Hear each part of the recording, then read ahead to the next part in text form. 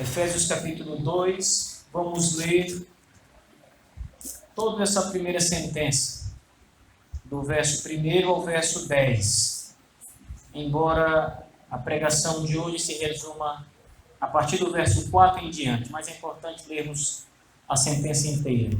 Diz assim a Escritura: Ele vos deu vida, estando vós mortos nos vossos delitos e pecados, nos quais andastes outrora, segundo o curso deste mundo, segundo o príncipe da potestade do ar, do espírito que agora atua nos filhos da desobediência, entre os quais também todos nós andamos outrora, segundo as inclinações da nossa carne, fazendo a vontade da carne e dos pensamentos. E éramos por natureza filhos da ira, como também os demais. Mas Deus, sendo rico em misericórdia, por causa do grande amor com que nos amou, nós mortos em nossos delitos, nos deu vida juntamente com Cristo. Pela graça sois salvos. E juntamente com Ele nos ressuscitou e nos fez assentar nos lugares celestiais em Cristo Jesus. Mostrar nos séculos vindouros a suprema riqueza da sua graça em bondade para conosco em Cristo Jesus. Porque pela graça sois salvos, mediante a fé. E isto não vem de vós, é dom de Deus. Não de obras, para que ninguém se glorie. Pois somos feitura dele, criados em Cristo Jesus para as boas obras, as quais Deus de antemão preparou para que andássemos nelas. Amém. Vamos orar. Deus Todo-Poderoso, Criador dos céus e da terra, que governa todo o universo que criaste, que tem poder e soberania absolutos. Pai bendito, aqui está o teu povo reunido, Senhor, em torno da tua palavra, para receber, Santo Deus, a instrução, o ensino verdadeiro que vem da tua boca, da tua palavra, do teu Espírito. Deus, esta noite, fale conosco, desperte os corações que estão adormecidos, Pai. Desperte as almas que estão distantes do teu Evangelho. Chama ao arrependimento aqueles que caminham no pecado e na desobediência. E vem, Santo Deus, salvar pecadores. Salva aqueles que ainda não creem no Senhor. Fortalece todo o teu povo. Edifica, Senhor Deus, todo o teu povo para que sejam crentes fortes, corajosos, decididos a andar no caminho da verdade.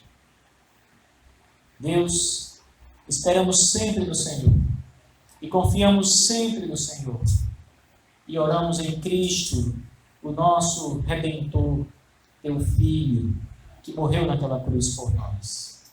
Amém. Às vezes, irmãos, eu fico com vontade de fazer como os puritanos faziam, pegar um texto como esse aqui, de 10 versículos, e pregar por palavras. Pegar uma palavra, uma frase, e expondo essas coisas tão maravilhosas que a Escritura aqui apresenta. Nós temos muitos relatos de homens do passado, pastores, que pregavam em textos como esse aqui e se demoravam meses a fio, às vezes anos a fio, pregando em poucos versículos da Bíblia.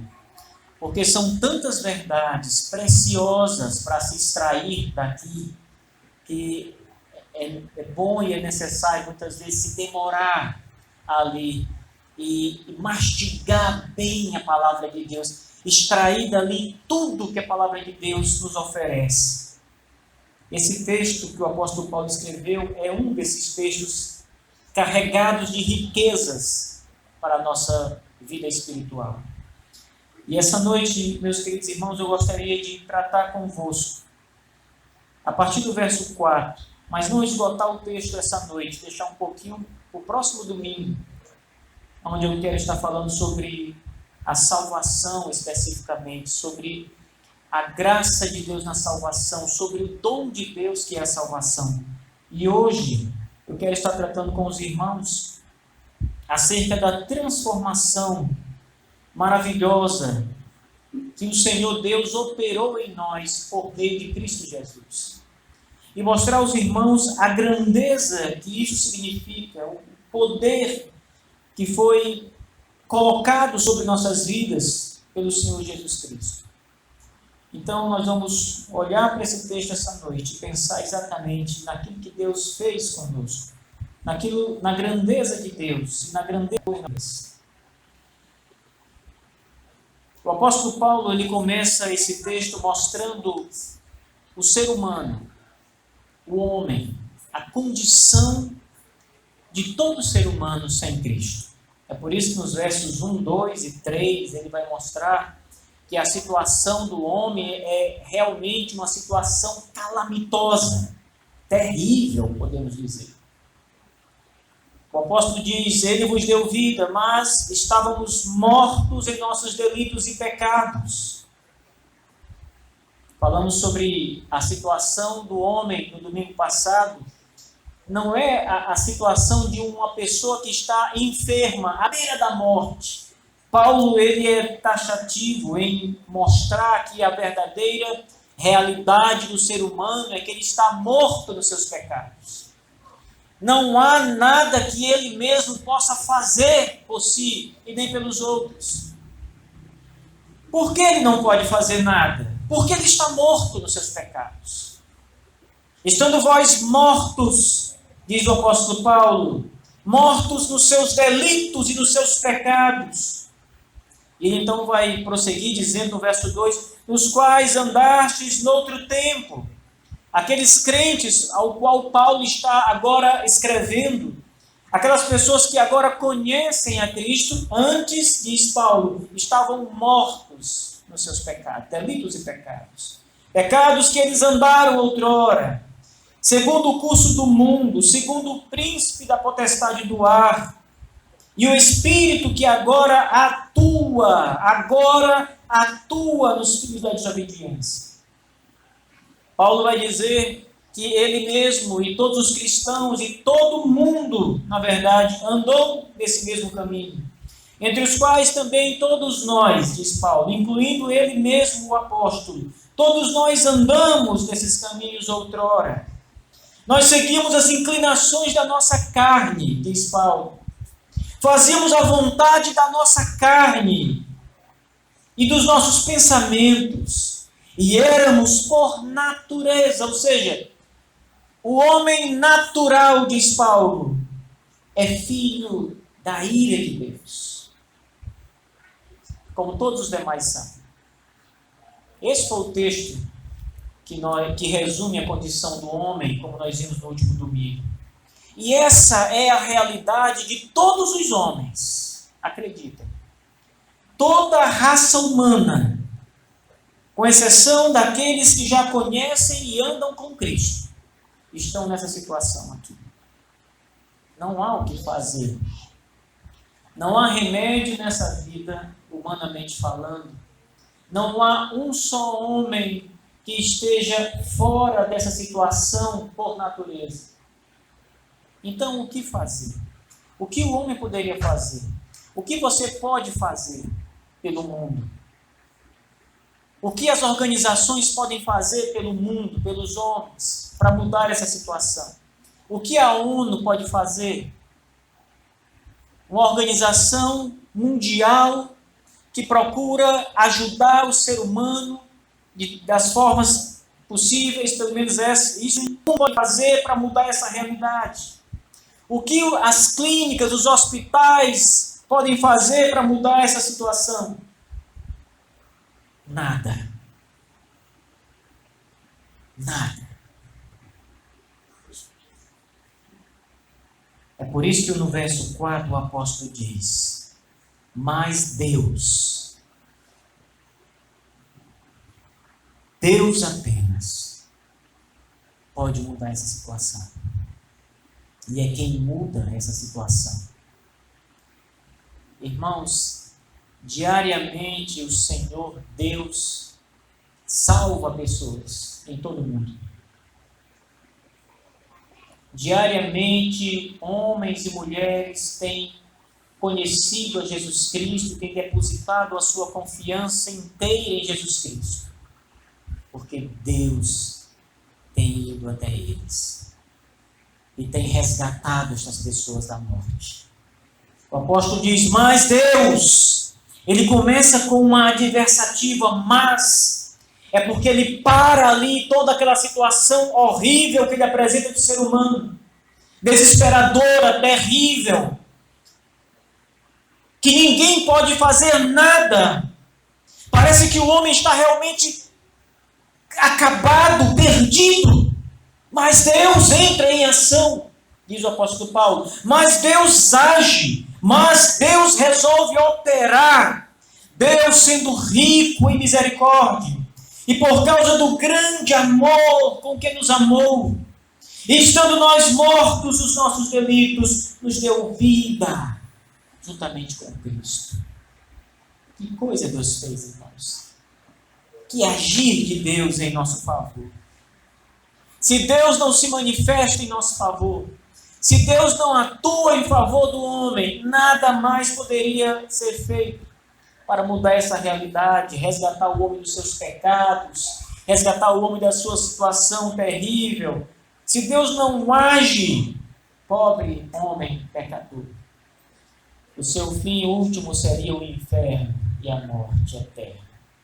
Mas Deus, que é rico em misericórdia, e essa colocação do apóstolo Paulo, irmãos, ela é muito importante.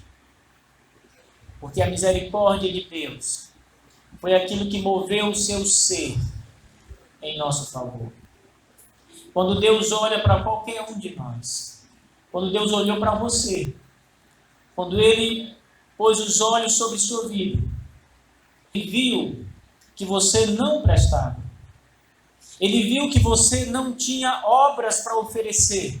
Ele viu que o seu coração era totalmente voltado para o mal, para o pecado, para a imoralidade, para a injustiça. Deus viu que a sua alma era podre por causa do pecado. Deus não viu uma fagulha sequer de coisa boa em você, ou em mim, ou em qualquer pessoa.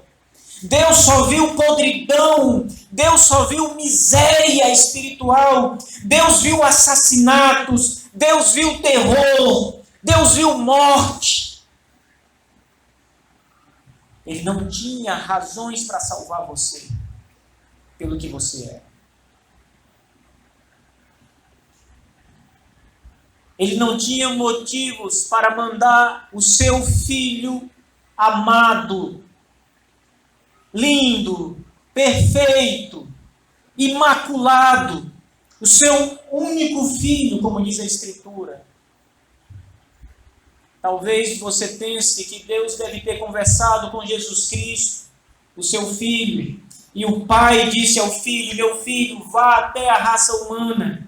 Ali há algumas pessoas boas, ou então ali algumas pessoas fazem coisas boas, vá ali e salve essas pessoas. Deus nunca disse isso para o seu filho, porque não há nada bom em nós. O pecado fez um estrago terrível na raça humana. Lá em Gênesis, quando estava ainda Adão e Eva apenas, e eles ouvem a voz da serpente maligna, e a serpente os induz ao pecado, propõe desobedecer a Deus, e eles pensam sobre isso, e decidem livremente desobedecer a Deus, e comer do fruto da árvore do conhecimento do bem e do mal.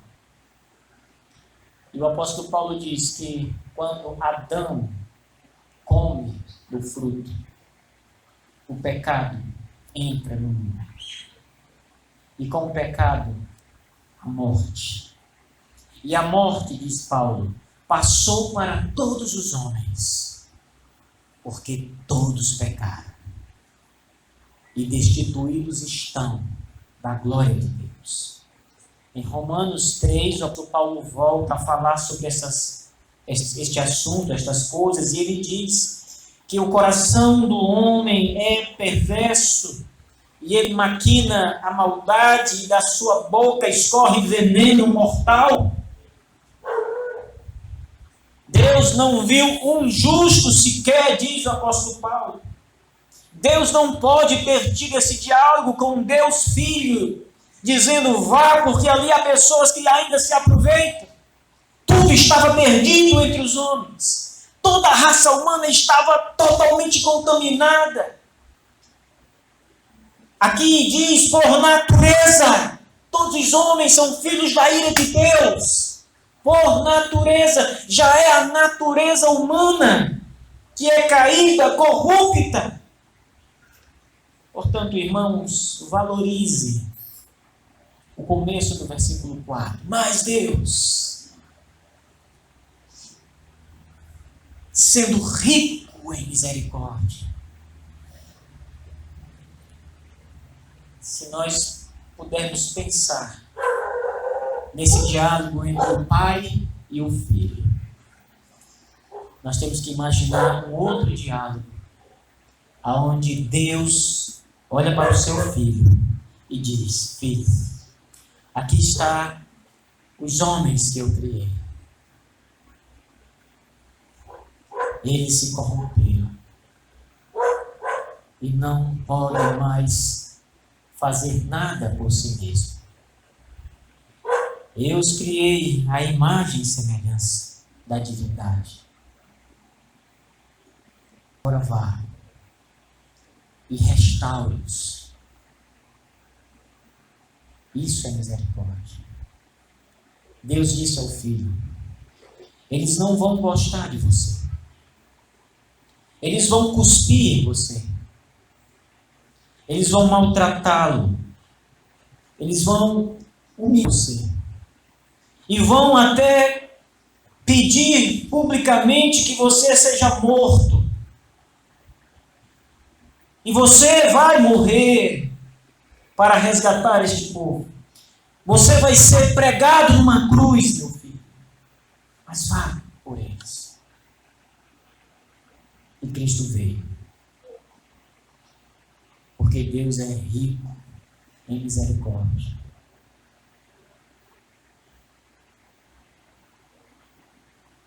Mas Deus, escreveu Paulo, sendo rico em misericórdia. Misericórdia, Deus. Isso é misericórdia. É você não valer a pena, não ter nada a oferecer.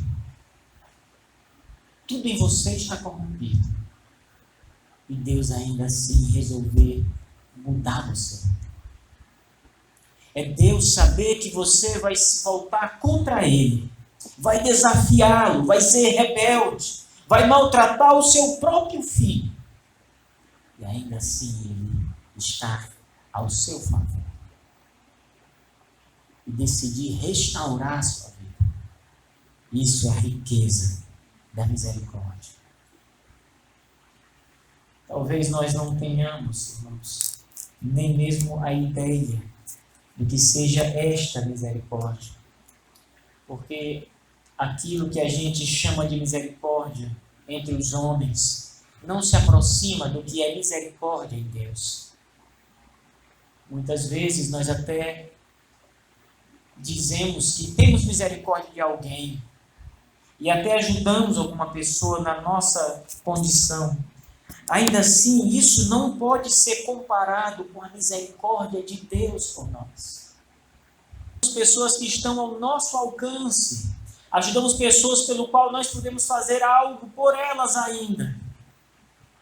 Mas há algumas situações que nós não podemos mais fazer coisa alguma. E aqui é a misericórdia de Deus. São em situações que nós não temos o que fazer e que fogem completamente da nossa possibilidade que Deus age e mostra o que é a misericórdia de fato. Paulo diz que Deus é rico em misericórdia. Ele é farto em misericórdia. Ele superabunda em misericórdia. Ele é misericordioso. Este é um dos atributos de Deus, a misericórdia. Perdão está dentro da misericórdia. Deus é rico em misericórdia. Paulo acrescenta e diz que foi por causa do grande amor com que Ele nos amou. Perceba, irmãos, Ele amou um povo miserável. Quando Deus olhou nossa situação nos versículos 1, 2 e 3, quando Deus olhou para esse povo e teve misericórdia desse povo, Deus amou esse povo.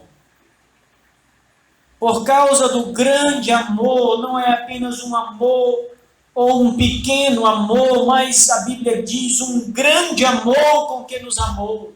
O grande amor com que Ele amou este povo. Que grande amor é esse? Nós temos uma pista no Evangelho de João, quando o apóstolo escreve, diz assim: porque Deus amou o mundo de tal maneira. Essa expressão de tal maneira é mostrando que o amor foi tão grande, o amor foi tão imenso, que Ele enviou o seu Filho ao mundo. Ele nos amou com tão grande amor, que tirou o seu Filho do céu, enviou o seu Filho à terra. Jesus Cristo se tornou carne, habitou no meio de um povo pecador, viu a corrupção de perto,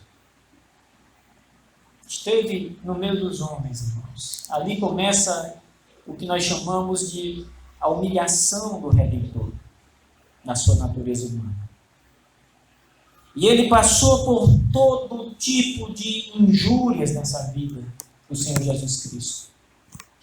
E isso só mostra o quanto Deus nos amou, que permitiu que o seu Filho passasse por toda essa injúria na terra. Permitiu que o seu Filho fosse humilhado, ao ponto, como nós vimos agora há pouco, de dar a sua vida em favor dos homens. Dar a sua vida em favor daqueles que Ele comprou antes da fundação do mundo com o seu sangue e a sua morte. Deus enviou o seu Filho Jesus. Esta é a grande prova do amor de Deus por nós. Nenhum de nós aqui, nesta sala, teria coragem de entregar o próprio Filho à morte. Pelo contrário, nós protegemos os nossos filhos. Nós lutamos por ele. E somos capazes até de morrer pelos nossos filhos. Mas nunca de entregá-los para morrer. Deus entregou o seu Filho. Entregou o Senhor Jesus para morrer por um povo rebelde, pecador e tão cheio de imundícias e de pecado. Você quer prova maior do que Deus ama os seus eleitos? Que prova pode ser maior do que essa, irmãos? Que prova nós podemos requerer de Deus quando Ele prova o seu amor entregando o próprio Filho? Muitas vezes, quando nós estamos em situações difíceis, nós que já conhecemos o Senhor Jesus Cristo, é comum ouvirmos queixas de crentes dizendo que Deus não o ama mais porque está permitindo que ele passe por uma enfermidade ou que passe por uma situação na família difícil ou que por desemprego Deus não o ama mais por conta de pequenos sofrimentos, de pequenas coisas do dia a dia que nos afetam realmente. Nós dizemos que Deus não nos ama mais.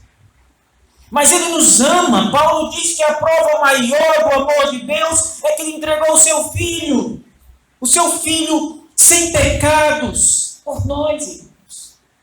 Aqui está a essência, a prova, a consumação do amor de Deus, o Pai, pelos eleitos. O Filho foi entregue para morrer por nós. É por isso que Paulo diz isso. Foi um grande amor com que Ele nos amou. A situação no verso 5, Paulo repete: estando nós mortos dos nossos delitos, Ele nos deu vida. Houve uma operação divina realizada em cada um de nós, com a morte de Jesus Cristo e com a nossa confiança depositada nele. Deus opera a vida em cada um de nós. Nós somos chamados à vida. Nós somos ressuscitados da morte espiritual pela obra de Cristo Jesus. Que grande operação, irmãos. Que grande mudança. Você sai do estado de morte para o estado de vida. Você está longe de Deus, você é inimigo de Deus. Você passa para um estado de aproximação, amizade com Deus. Você passa a ter vida, e não mais a morte, mas agora a vida. A sua situação, ela mudou drasticamente quando você olhou para Cristo. E você confiou nele. E você creu na obra que ele realizou no Calvário. É isso que Paulo está dizendo. Esta é a mudança que o apóstolo Paulo aponta. Esta é a mudança que mostra que Deus é misericordioso, que Deus nos amou grandemente. Dar o seu Filho para nos dar vida juntamente com Cristo. É por isso que Paulo, por 2 vezes, vai usar a expressão aqui nessa passagem dos versos 4 ao 10, pela graça sois salvos. Porque é interesse de Paulo mostrar que não há papel do homem aqui. Não há obra do homem aqui. É pela graça. É a graça de Deus. Sabe, meus irmãos, dentre tantas as coisas grandiosas que Deus fez conosco, todas elas foram feitas em Cristo. Nada à parte de Cristo. Cristo é o elo, de fato. É por isso que Jesus Cristo é tão precioso para a igreja. Porque nós estamos ligados nele, tudo acontece por meio dele. Veja, no versículo 5, o apóstolo Paulo diz assim: ele nos deu vida juntamente com Cristo. Depois, no verso 6, ele diz: e juntamente com ele, ou seja, com Cristo, ele nos ressuscitou e nos fez assentar nos lugares celestiais em Cristo, ou seja, com Cristo, mais uma vez. Todas as coisas que Deus diz que fez em nosso favor foram feitas com Cristo, através de Cristo, por meio da obra de Jesus Cristo. Paulo cita aqui 3 expressões muito importantes. Ele diz que ele nos ressuscitou junto com Cristo. Diz ainda que ele nos fez assentar nos lugares celestiais juntamente com Cristo. E no verso 5 ele diz que ele nos deu vida juntamente com Cristo. Nós estamos ligados a Cristo. Quando Cristo ressuscita dos mortos, Paulo diz, ele também, com a sua ressurreição, ressuscitará todo o seu povo, toda a igreja, todo aquele que confia nele, ressuscitará com ele. É por isso que a ressurreição é em Cristo. É por isso que a ressurreição do Senhor Jesus é chamada de as primícias da ressurreição. Ou seja, Cristo é o primeiro a ressuscitar em glória, e depois nós, que aguardamos esse momento. Paulo diz que ele nos deu vida juntamente com Cristo, pois Cristo é a vida. E ainda diz o apóstolo Paulo que ele nos fez assentar nos lugares celestiais em Cristo, isso é, estamos assentados no mesmo trono de Cristo Jesus. Estamos com Cristo na vida, na sua ressurreição e na eternidade, nos lugares celestiais também. Todos os que creem estão com Cristo Jesus nestes locais, neste plano que Efésios 2 apresenta. Que transformação, irmãos. Quem está distante disso, quem é parte da igreja, quem não crê em Jesus Cristo, está fora de todas estas maravilhas benevolentes que Deus deu ao seu povo. As pessoas que não conhecem o Senhor, irmãos, elas não podem provar de todas as grandezas de Deus, porque elas rejeitam isso. Elas não confiam em Deus, não acreditam na sua misericórdia, nas suas promessas. Rejeitam o Redentor por completo. Mas nós não. Nós que estamos em Cristo, temos vida, ressuscitamos com Ele e estamos assentados nos lugares celestiais com Ele. É uma promessa grandiosa para todos nós, sem dúvida. E ela é realizada em Cristo. Ninguém pode ser salvo, pode provar de todas as maravilhas apresentadas aqui, sem Cristo. Você pode ser uma pessoa muito religiosa, você pode ir para a igreja, ou praticar uma outra religião, mas se você excluir Cristo da sua vida, você pode até ser uma pessoa que diz assim, eu creio em Deus, mas se você excluir Cristo da sua vida, você não é uma pessoa salva. Você ainda não conhece o Salvador que é Jesus.